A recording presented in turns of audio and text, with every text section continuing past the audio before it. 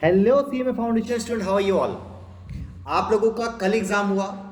कल एग्ज़ाम आप लोगों का बहुत सारा अच्छा गया, बहुत सारे स्टूडेंट्स का एग्ज़ाम उतना अच्छा नहीं गया। कोई इशू नहीं है अपने को। अब इस पर्टिकुलर वीडियो में हम लोग बात करेंगे कि सर अब हम लोग क्या करें। एग्ज़ाम हम लोगों का कवर हो गया सर, रिजल्ट निकलने में 1 महीना के करीब देरी है। क्या करें सर इसमें। देखिए, मैं करेक्ट तरीके के बारे में बताऊं अभी कि आपको ये जो 1 महीना है, इस 1 महीने को एकदम से वेस्ट मत करो।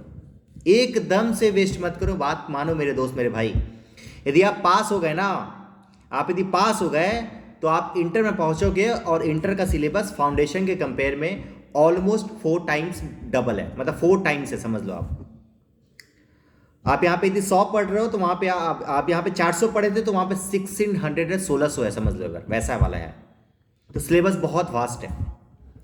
तो सर अभी से पढ़ना स्टार्ट कर दे? नहीं, अभी से पढ़ना भी मत स्टार्ट करो, मतलब इंटर का भी पढ़ना स्टार्ट करने का जरूरत नहीं है।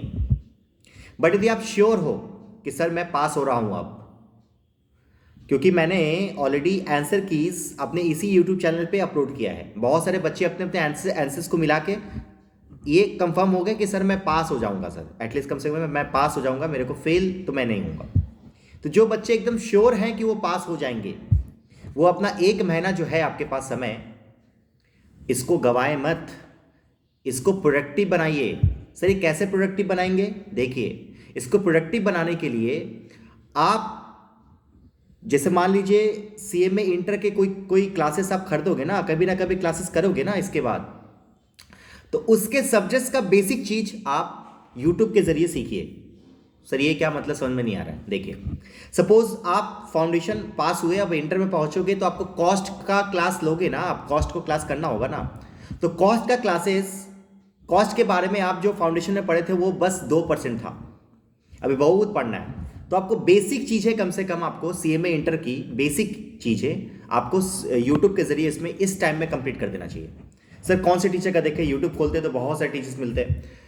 इसमें आपको वो टीचर्स आपको हेल्प कर देगा जो जिसके पास आप फाउंडेशन पढ़े हो, उनसे आप गाइडेंस लीजिए, उनके टच में रहिए। ये 1 महीना पूरा का पूरा वेट मत, मतलब ये मत कीजिए कि सर ठीक है रिजल्ट निकलेगा तो फिर मैं सर और मैम के पास जाऊंगा। नहीं, आप उस टीचर्स का आप हेल्प लीजिए। वो आपको हेल्प करेंगे कि सर इस 1 महीने में कौन कौन से टीचर्स का कौन कौन सा क्लासेस को देखना चाहिए, क्या हमारे लिए प्रोडक्टिव है, वो आपको हेल्प कर सकते हैं।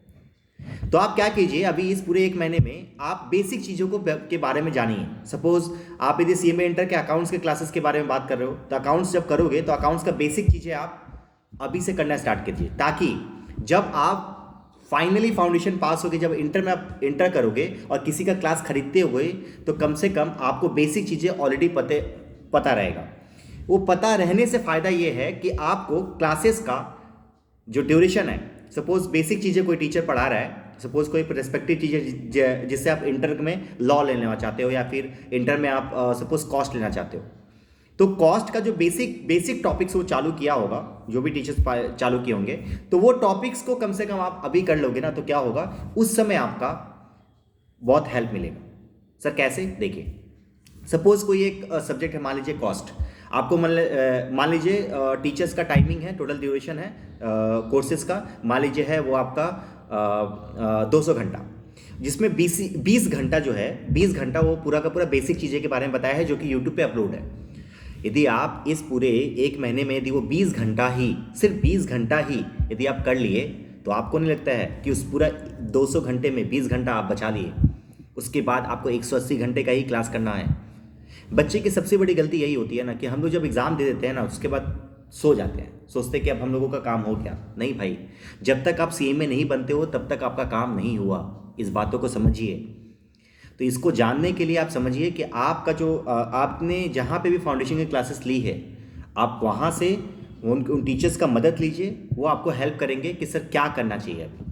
तो इस टाइम को गवाइए मत और फटाफट से पढ़ाई स्टार्ट कर दीजिए। एक दिन का गैप हो गया, चल मान लीजिए आज आपको आराम करना है, आराम कर दीजिए, कोई इशू नहीं है, बट कल से आपको फिर से स्टार्ट करना है।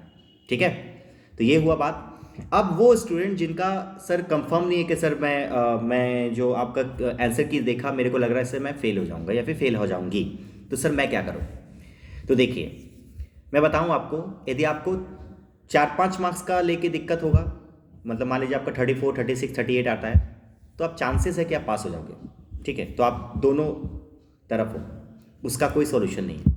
बट यदि आप कंफर्म है कि आपका फेल है, सर अब मैं टोटल में फेल हूँ, या फिर मेरा सर 30 मार्क्स भी नहीं आ रहा है किसी पर्टिकुलर सब्जेक्ट में, तो सर मैं बताऊँ आपको, आपको पढ़ाई अभी से स्टार्ट कर देना चाहिए। अभी से स्टार्ट कर दो। हम लोग एक रिपीटर्स बैच लेके आ रहे हैं, जिसमें हम लोग अकाउंट्स, लॉ एंड इकोनॉमिक्स पढ़ाएंगे। मैथमेटिक्स नहीं पढ़ाएंगे हम लोग, लॉ, इकोनॉमिक्स और अकाउंट्स पढ़ाएंगे, जिस मात्र हम लोग 2,000 रुपये में 3 सब्जेक्ट आपका कवर करेंगे, जिसमें सारा का सारा MCQ बेस्ड क्लासेस होता है, ठीक है। तो आप यदि उस बैच में हो, उस स्टूडेंट्स के हो, जैसे ऐसा लगता है कि आपको सिलेबस आपका कवर नहीं हो रहा है, हुआ था इसके चलते मैं फेल हो गई या फिर फेल हो जाऊंगा, तो याद रखिएगा आपको रिपीटर्स बैच ज्वाइन कीजिए। ऑनलाइन बेस पे है, मेरे एप्लीकेशंस पे है, एप्लीकेशन पे रिपीटर्स बैच को ज्वाइन कीजिए। आपका तीनों सब्जेक्ट मैं कवर करा दूंगा, और बहुत ही मिनिमल फीस आपको मैं बता ही दिया, तो समझिए एक बार, ठीक है। तो ये हुआ आपका बात व्हाट टू डू नाउ, ठीक है। वीडियो यदि आपको अच्छा लगा होगा तो अपने फ्रेंड सर्कल्स में, अपने स्टेटस पे जरूर से शेयर कीजिएगा। Bye, thank you.